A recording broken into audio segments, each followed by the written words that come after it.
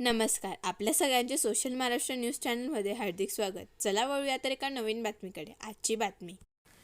राष्ट्रीय स्वयंसेवक संघाचे भैया जोशी यांनी गेल्या 2 दिवसापूर्वी मराठी भाषेबद्दल केलेल्या वक्तव्याचे संपूर्ण राज्यभरातून पडसाद उमटत आहे.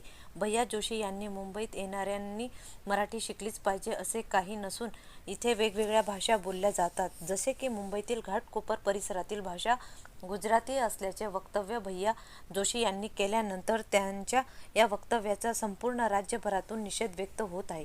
भैया जोशी यांच्या वक्तव्याच्या निषेधार्थ धुळ्यात शिवसेना उद्धव बाळासाहेब ठाकरे पक्षाच्या वतीने शहरातील झाशी राणी पुतळा परिसरात आंदोलन करीत निषेध व्यक्त करण्यात आला. माजी आमदार अनिल गोटे यांच्या उपस्थित शिवसेना उद्धव बाळासाहेब ठाकरे पक्षाच्या वतीने हे आंदोलन करण्यात आले.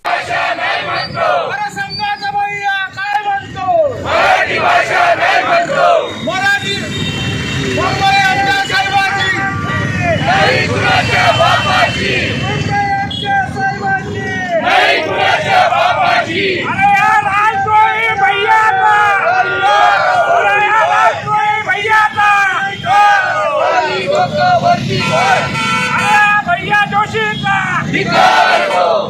भैया जोशीच्या बैलाला भैया जोशीच्या बैलाला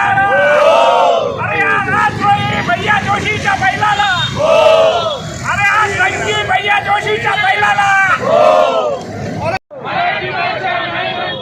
मुंबई आमच्या साहेबाची नाही कुणाच्या बापाची मुंबई आमच्या साहेबाची नाही कुणाच्या बापाची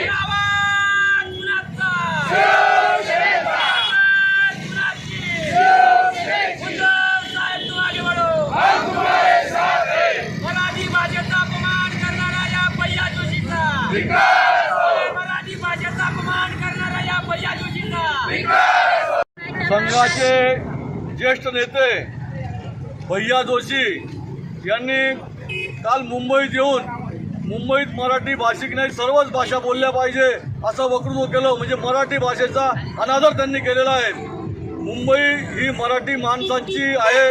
शिवसेना प्रमुखांमुळे तिथला मराठी माणूस टिकलेला आहे. मुंबई आमच्या साहेबांची नाही कुणाच्या बापाची ही घोषणा मुंबईतला मराठी माणूस आणि शिवसैनिक मोठ्या आदराने ही घोषणा देतो. तर या भैया जोशी ज्याला मराठी माणसाचा अनादर केला आहे त्याचा या धुळे महानगरातल्या शिवसैनिकांनी त्याचा निषेध करीत आहोत. धुळे शिवसेनांच्या वतीने आम्ही भैया जोशी यांचा आज निषेध केलेला आहे. जिथे एकीकडे आम्ही आता आपण म्हणतोय की आम्ही भारतात अभिजात भाषेचा दर्जा मराठी भाषेला दिलाय आणि त्याच पक्षाचे एक संघाचा व्यक्ती येतो आणि मुंबईत म्हणतो की मराठी भाषा महत्त्वाची नाही, म्हणून त्यांना त्यांच्या सत्ताधाऱ्यांनी एकदा कानात देऊन सांगितले पाहिजे की मराठी भाषा ही आमची मातृभाषा आणि आमच्या महाराष्ट्राची अभिजात भाषा आहे, म्हणून मराठी भाषा ही महत्त्वाची आहे आणि अशा व्यक्तींवर नक्कीच कारवाई केली पाहिजे.